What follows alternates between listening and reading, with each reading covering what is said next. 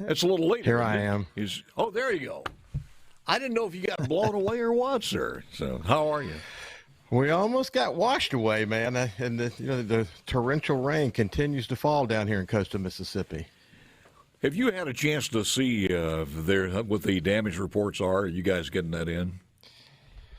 It's been pretty sketchy, unfortunately. We don't have a good handle on that yet, but I can tell you this.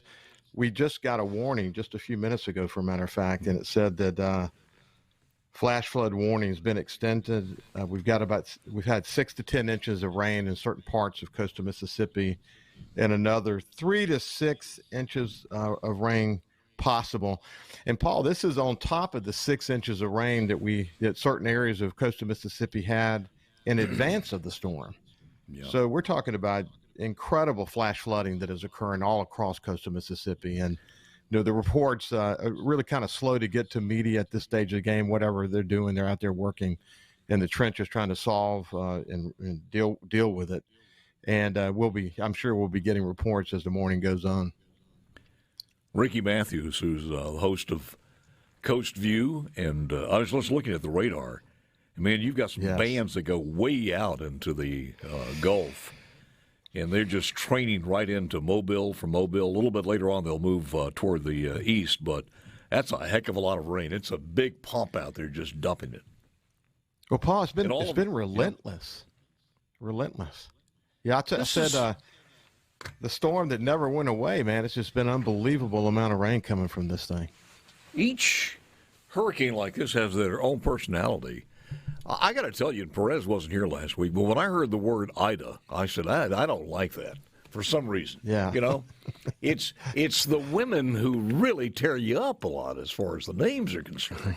But Ida just seemed to be one of those that kind of scared me a little bit. But, you hate to say, well, we certainly didn't have the damage that we had from Katrina, which is good news, but this thing was a slow mover. It's continuing to wreak havoc as far as as it moves through the Jackson area, and it's going to take a while to get through here, but it's slow moving. Yeah, it is, and certainly after it made landfall, it slowed down and it went more north, which makes a difference actually for communities like Laplace and New Orleans. And I was the president publisher of the Times-Picayune and NOLA.com over in New Orleans, so I have a tremendous connection to that community. And you have over 600,000 people over there without power now. And you had that conversation with Anthony Wilson, who, by the way, his team is incredible and he's a great leader. But man, they're going to have their challenges over there. It's really sad to see. And the areas further south, all I can say, Paul, is we're very, very lucky we didn't get that here in coastal Mississippi. It would have just been so devastating. And it would erode right up our state. It's going to still create some challenges for our state. Don't get me wrong, but it could have just been catastrophic for us. So we should be counting our lucky stars. Of course, if you're flooding right now, you don't think you've avoided anything. So I have to be careful about how I say that. And of course, the farmers in the Delta, they were rushing ahead of the storm to try to get their crops out, and they're going to have significant challenges. So there's still going to be tremendous impact to the state, but thank God it's not going to be catastrophic. I think they were harvesting corn for the most part. I've been off the farm so long I've forgotten. But if it's not out right now, it's going to be hard to salvage much of that because you've got just a tremendous amount of rain that's headed that way. Yeah, they were concerned. Of course, I have a lot of farmer friends because I have a place up in the Delta. They the ones that I talked to had done a pretty good job of getting ahead of it. I don't think they got all their corn out. But the other thing, I think the soybeans are probably, they weren't, obviously they're not ready yet. So hopefully they'll survive this. And then you got the cotton's at a really tender point where it's starting to open up. And if it gets soaking wet, and there's a lot of science to this, but we'll have to pay attention to them over the coming days and see how they're doing. Ricky, how fast or how high do the winds get? Do you know, as far as the coast is concerned? I've heard some wind gusts in the hurricane force area, 60, 70.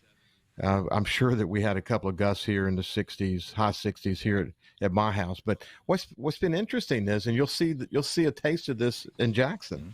It's just been relentless wind. It's not like you get a feeder band that comes through. You get a lot of rain with it. It's just been constant, nonstop, 30+ mile an hour wind for 24 hours. It's just nonstop, and it's going to continue throughout the day today. And it bears hard over and over and over on those tree limbs, those roots of those trees. Certainly the ones that are not deeply set, and sooner or later they're just going to give way. So you got to be careful. Yeah, I got a couple of. Yeah, I think it's going to be interesting. It has not been as bad as they forecast. My guess is certain parts of are going to be more than others. Over in Hancock County, they had a pretty high surge. Most areas of Harrison County and Jackson County, my guess is 3 to 6, 7 feet, something in that range. Nothing we can't contend with for the most part. That's for sure. Some of the flooding too, as far as the casinos are concerned, that's in the parking areas, and they are that clears up pretty fast.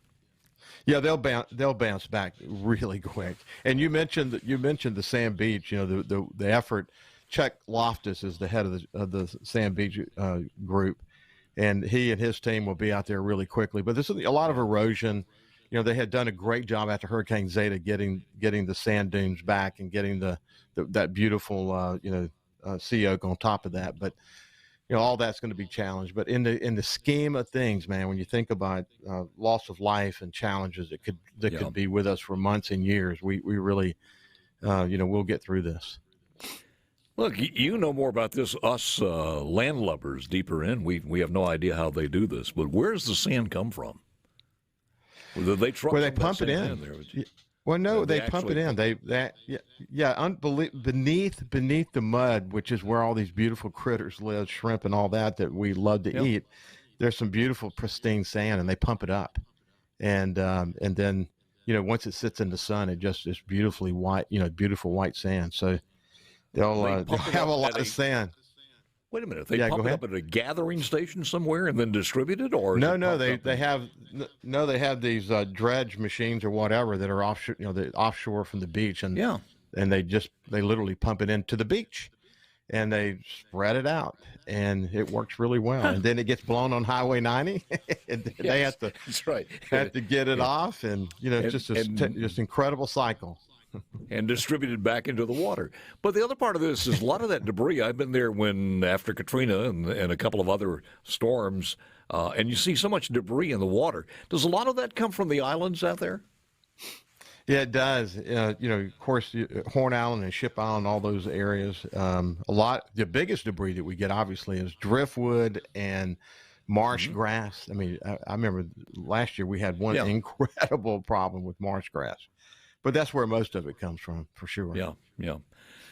Well, stay safe, my man. I hope everything, first of all, by the time tomorrow gets here at this time, it's going to be a whole different story. And I was looking at the forecast, and I see where it's going to be like sunshine with a very slight chance of rain by Friday. But till then, we've got to contend with a lot of this for at least the next 48 hours.